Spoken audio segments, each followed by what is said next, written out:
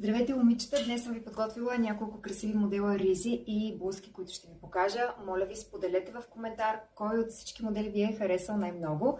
Започваме с първият модел. Ето тази риза. Материята е сатен, кройката е широка, както и самото ръкавче, показвам и в гръб. Тук виждате се закопчава с копче на деколтето. Продължаваме с другата ризка, която е бяла и е малко по-луксозна или официална, заради тази дантела тук в горната част. В гръб е изчистена и виждате, че кройката отново е широка. Пропуснах да ви покажа и ето този акцент на ръкава. Следващият модел.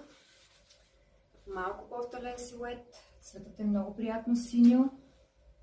И тази материя, важно да отбележа, че е естествена бамбукова материя, уникална е на допир. Показвам и в гръб, изчистена е. И на ръкава има дискретен акцент с дантела. Най-вероятно на някои от снимките ще видите, на някои от моделите ще видите снимки как стоят. Тази сигурно вече ви е позната, защото съм снимала видео с нея. Материята отново е сатен, в гръб е изчистена и отново имаме дантела на ръкава. Показвам още веднъж.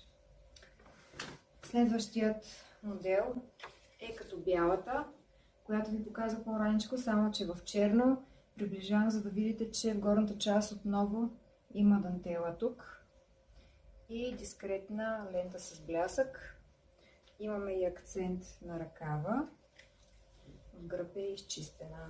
Продължаваме с един много свеж цвят за пролетта.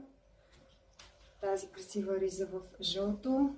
Раменете са покрити с дантела. Кройката е широка, малко по-късичка от другите и в долната част има ластик. Следващият модел риза е свободна широка кройка. Виждате каква ширина има. Материята има лека текстура. В гръб тук се закопчава с малко копченце, това е отпред. Материята е много еластична на тази. Следващата риска, или по-скоро блузка, е този модел. Направена е отново от сатен, кройката е широка. Виждате в гръб. Следващата. Така.